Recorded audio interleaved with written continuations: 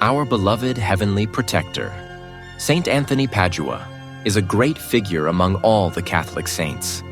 His fame is such that in every land and territory, you may always have the hope of finding at least one devotee who has been gifted by his miraculous intercession. If I shall share with you about the most famous miracles that are done by him, I feel that even a whole day would not be enough for me to accomplish such a task. Such is the grandiose power of this beloved patron.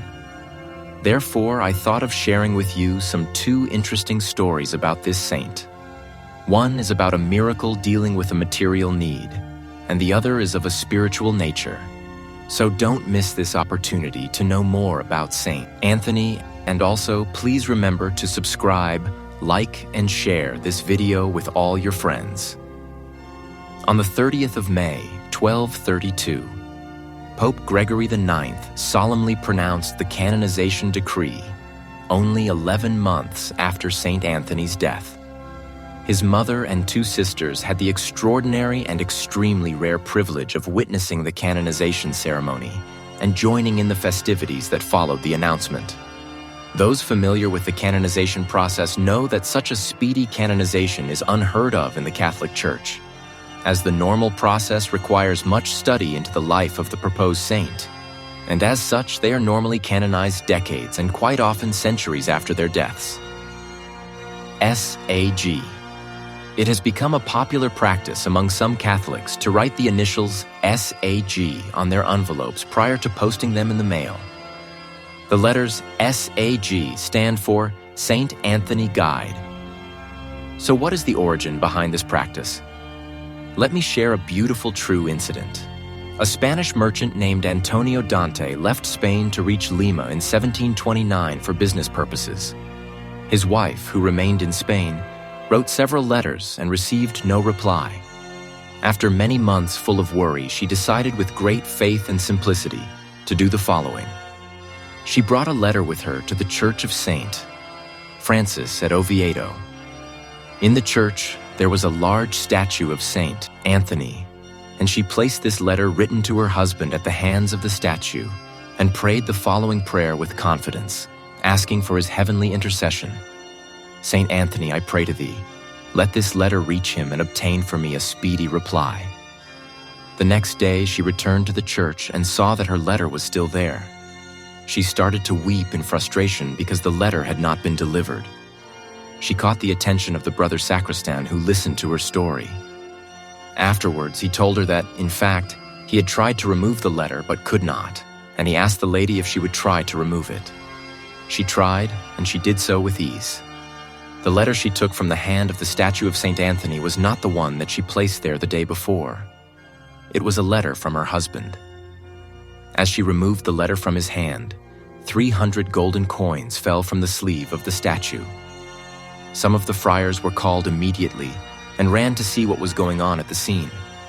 They waited while the miraculous letter was opened. The letter was dated July 23rd, 1729, and it mentioned the following. My dearest wife, for some time I have been expecting a letter from you, and I have been greatly troubled and concerned at not hearing from you. But at last your letter has come and given me joy. It was a father of the Order of St. Francis who brought it to me. You complain that I have left your letters unanswered. I assure you that when I did not receive any from you, I believed you must be dead, and so you may imagine my happiness at the arrival of your letter. I answer you now by the same religious father and send you 300 golden crowns, coins, which should suffice for your support until my approaching return. In the hope of soon being with you, I pray God for you, and I commend myself to my dear patron Saint Anthony, and ardently desire that you may continue to send me tidings of yourself. Your most affectionate, Antonio Dante. The original letter, written in Spanish, is kept and preserved at the Franciscan monastery in Oviedo.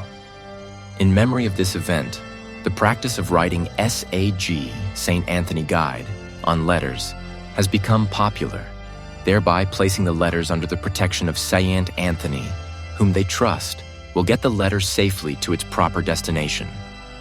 Saint Anthony of Padua, indeed, is a great intercessor who is able to answer our prayers with so much efficacy. The second case that I wish to speak about is more of a spiritual kind. It is a story of a conversion. The story is the following. One day, Saint Anthony was preaching, and a passerby began to listen to him. This particular man had committed very grave sins and had been making fun of God. But when he heard Saint Anthony's words of grace, his heart was touched, and he could feel the incredible love Jesus had for him. Seeing himself loved so much, he began to sob like a little child. These tears became even more when he thought about all the harm he had done to Jesus with his sins. He then decided to change his life, to follow Jesus with all his heart, and to go for confession. After he entered the confessional to confess to Father, his crying prevented him from uttering a single word. So Anthony suggested that he go back home, write his sins on a piece of paper, and then come back to the confessional, and he did it as requested. After he came back, Saint Anthony slowly read the list of sins while the man could only nod as a sign of acknowledgement. He couldn't say anything as he was moved with emotion. Finally, Saint Anthony reassured his penitent and encouraged him to change his life and to live with Jesus according to the gospel. Then he gave him a penance and the absolution from all of his sins. The man had made peace with God.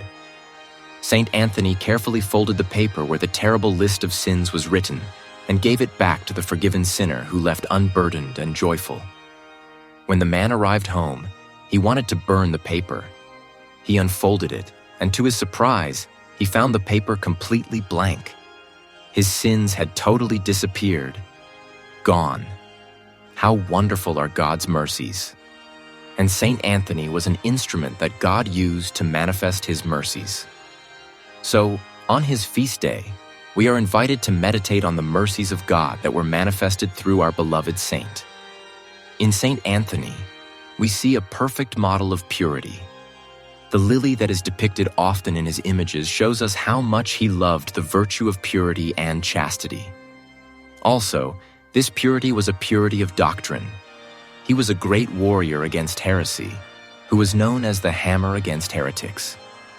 In this society filled with infidelity and impurity, let us ask Saint Anthony to intercede for us so that we shall be hammers like him against the world, demons, and the flesh.